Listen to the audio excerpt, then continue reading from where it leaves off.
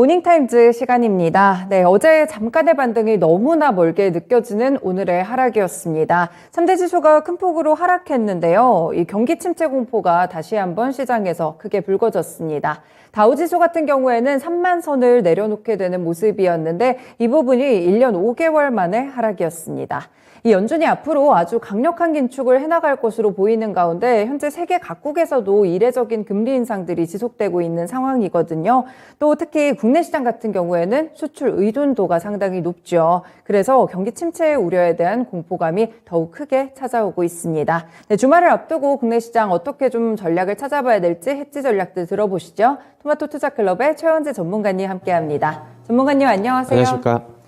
네, 시장 좀 많이 안 좋았던 것 같은데 이슈와 특징들 좀 짚어주세요. 경기 침체 우려에 급락을 했는데요. 결국에는 자이언트 스텝 이후에 후폭풍이 좀 불어온 것으로 좀 보고 있습니다.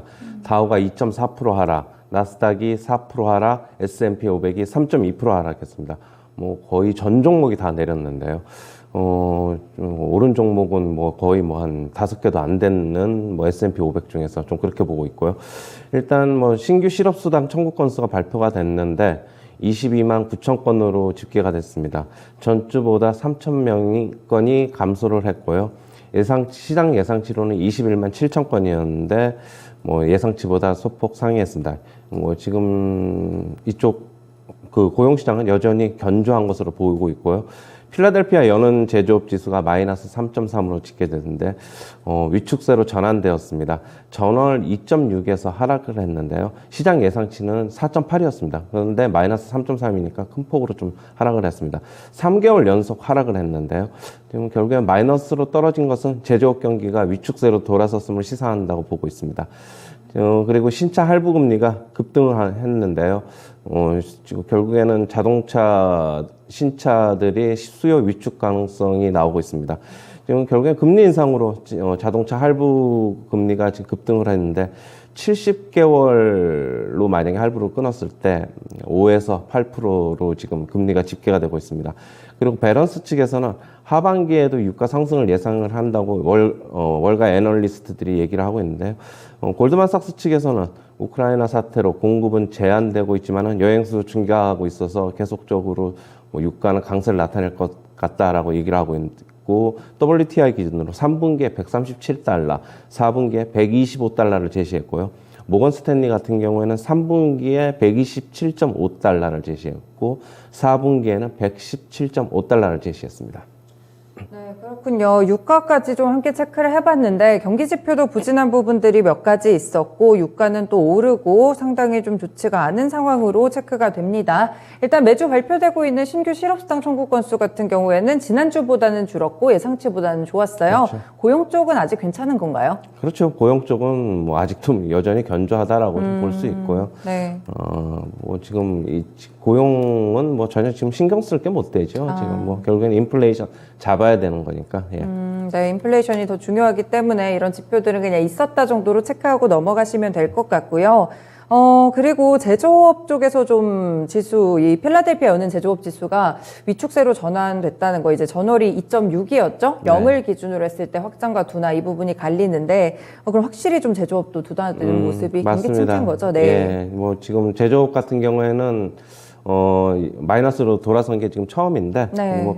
결국에는 위축세로 돌아선 것으로 보고 있고, 아직까지 소비는 실업률하고 고용이 좀 전체적으로 괜찮아가지고, 소비는 그나마 조금 받쳐주고 있지만, 소비도 결국에는 줄어들 것으로 보고 있는데, 제조업 쪽에서는 먼저 신규 수주를 좀 먼저 줄인 것으로 보고 있습니다. 네. 그렇게 해석이 좀 되고 있네요. 사실 경제 지표 가운데 이제 5월에 신규 주택 착공 건수 요 부분도 있었는데 이것도 2021년 4월 이후에 가장 낮았다고 하더라고요. 네. 이것도 경제 지표에서는 침체 쪽으로 가까운 지표인가요? 그렇죠. 금리가 계속적으로 오르다 보니까 네. 결국에는 집을 사겠다는 수요도 없어지고 그렇다 보니까 착공 건수도 줄어드는 것으로 보고 있고 네. 지금 파월 같은 경우는 집 사지 말라고 계속적으로 얘기를 하고 있죠. 그렇기 때문에 앞으로도 착공 건수는 계속 더 줄어들 것으로 보고 있고 부동산 경기도 같이 미국 경제 안 좋아지면서 같이 안 좋아질 것으로 보고 있습니다. 네, 시장에서 좋은 지표들이 나오는 게 지금 몇 가지가 없네요. 이 경기 침체 그러면은 가능성이 뭐 상당히 높고 사실상 뭐 확정이라고 봐도 될 것 같은데 그럼 조금 경착륙 가능성이 높아지는 건가요? 뭐 아까도 뭐 저기 얘기를 했는데 네. 결국에 뭐 상당히 뭐 경기 침체는 뭐 당연한 것인데 네네. 뭐 지금 예. S&P 500을 보면은 뭐 경기 침체를 예고한다라고 JP 모건 측에서는 얘기를 하고 있는데 아니 뭐 경착륙을 얘기를 하고 있는데 네. 그 경착륙 가능성이 뭐 저도 개인적으로 봤을 때는 상당하지 않나 개인적으로 그렇게 보고 있어요. 예. 그럼 시장이 좀 충격이 추가적으로 좀 있겠네요. 그렇죠. 뭐 아직 뭐 바닥을 찾는 과정이니까 아직 바닥은 아니고 계속적으로 시장 뭐 변동성 굉장히 크게 좀 나타날 것으로 보고 있어요.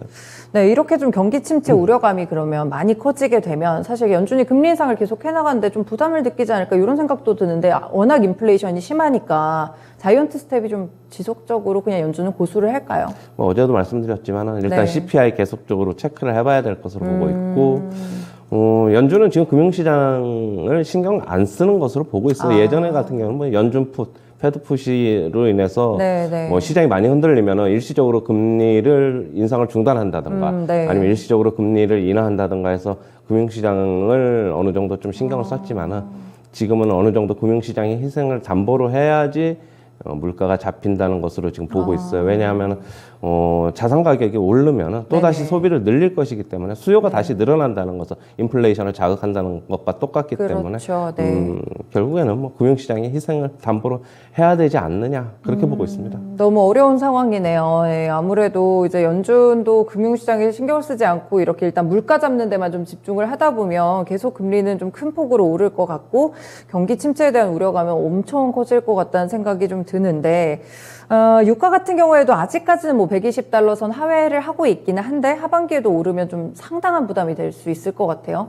이 부분도 그렇죠. 근데 어제 뭐 금리 유가 인상, 네. 조금 한 거의 한 1.9%, 2% 가까이 상승을 했는데 뭐 21선 잠깐 밑으로 내려왔다가 뭐 상승하는 모습. 네. 그렇다고 해도 제가 어제도 말씀드렸고 120달러 상단 바로 가기에도 또 힘들어 보여가지고 당분간 한 110에서 한 120달러 그 사이에서 등락을 거듭할 것으로 보고 있어요. 6월 달에는 뭐 급등이 없을 것이라고 보고 있어가지고 네. 뭐 지금 전체적인 경기 침체 우려로 인해서 유가도 제가 봤을 때는 하향할 가능성도 있다. 사우디에서 뭐 좋은 소식이 같이 겹쳐서 나오면은 그렇게 네. 보고 있습니다. 그렇군요. 일단은 110에서 120달러 정도에서 좀 횡보하는 흐름으로 나타날 것이다. 120달러에 대한 상단을 조금 느끼는 것 같습니다. 유가 최근에 좀 보시면 그럴 것 같고요. 그리고 하나가 또 신차할부 금리가 좀 급등하고 있다는 소식을 말씀을 주셨는데, 이렇게 되면 자동차의 신차 수요가 좀 빠르게 줄지 않을까 싶네요. 네, 지금 뭐 기존에 주문 받아놨던 거는 네. 일단은 출고를 뭐 정상적으로 뭐 할 것이라고 보고 있기 때문에 뭐 당장은 어떻게 보면은 괜찮지만 신규로 살라는 사람들은 이제는 좀 계약 건수는 줄어들지 않을까. 테슬라 측에서도 어제 가격 인상을 또 최대 일부 모델 같은 경우는 최대 6,000달러까지 인상을 하면서 결국에는 계속적으로 예전 같은 경우에는 초창기에는 이제 판가 인상이 네. 있으면은 네네. 결국에는 기업에 대해서 실적이 늘어날 것이라고 보고 주가는 상승했는데 어제 뭐 전체적으로 지수가 빠지면서 같이 빠진 것도 있지만 테슬라가 8% 넘게 빠진다는 것은 결국에는 이제는 가격을 올려도 뭐 소비자들이 그만큼 이제 부담스럽게 여길 것으로 보여가지고 네. 수요는 줄어들지 않을까 하는 그런 염려가 결국엔 주가에 영향을 준 것으로 보고 있어요. 그래서 주가가 이렇게 좀 큰 폭으로 자동차 쪽에서 빠졌다고 해석을 해주시고 계시네요. 말씀 주신 대로 뭐 테슬라 같은 이런 전기차 쪽도 확실히 좀 차질이 있을 것 같은데 최근에 사실 국내 시장에서 2차 전지 쪽이 괜찮았었잖아요. 그럼 이것도 좀 단기적인 랠리로 끝나고 지나갈까요? 그렇죠. 그렇다고 보셔야 될 것 같고 어떻게 보면 제일 안 빠졌어요. 그쵸? 네, 제일 맞아요. 안 빠졌는데 네. 또 이제 돌아가면서 이제 안 빠진 쪽을 빼다 보니까 이제 이쪽이 결국에는 좀 타깃이 되지 않을까.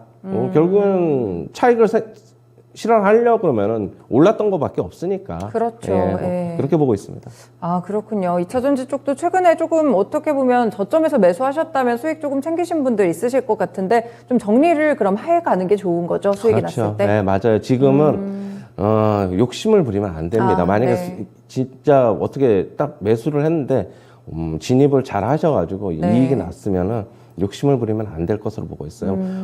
일단은 차익 실현하시고 네. 그 다음에 추후에 또다시 매수하면 되거든요. 저는 그렇게 보고 있습니다.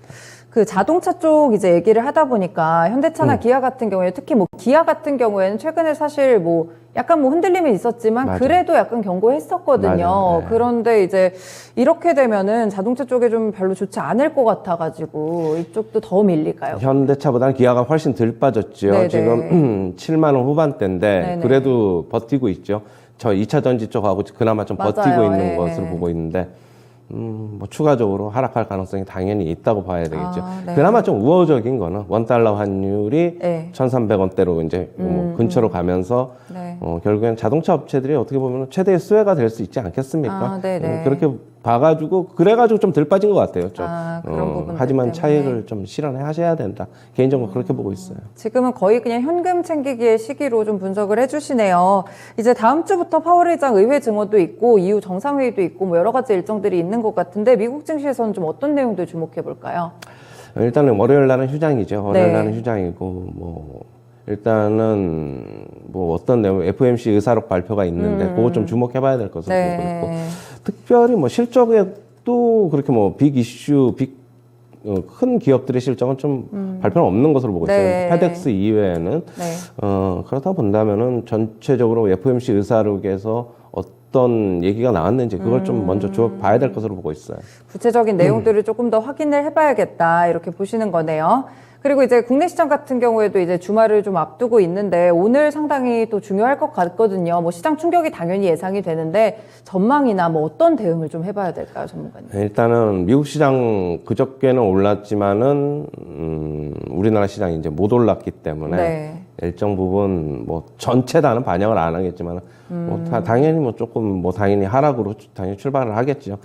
전체적인 시장은 2,450으로 어제 이제 마감을 했는데 코스피 기준으로 네.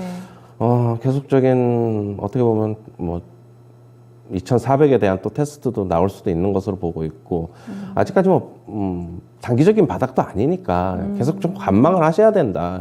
뭐 섣불리 매수도 아니고 뭐 개인 투자자분들이 그렇게 지금 자금을 가지고 있는 분들도 많이 없는 걸로 알고 있어요. 그렇죠. 일정 부분 네. 어제 같은 경우에 좀 반등이 왔을 때 뭐 손절 같은 경우 정리를 하신 분들 이외에는 네. 좀 여전히 뭐 관망해봐야 된다라고 보고 있고 많이 빠진 종목들은 대신 뭐 추가적인 뭐 매도는 별로 실익이 없을 것 같아요. 대신 아까도 얘기했듯이 좀 덜 빠진 종목들 수익 가지고 계신 종목들은 챙겨야 된다. 계속적으로 말씀드립니다.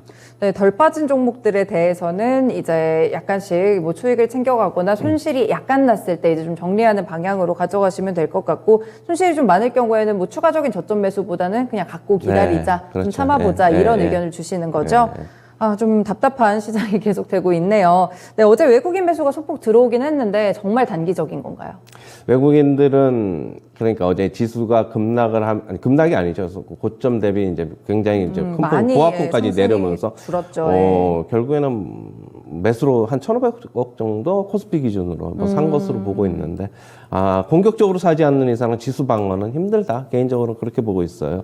공격적으로 사들이면은 지수는 방어가 되겠지만은 어제처럼 그냥 받쳐놓고 사면은 별로 의미가 없다.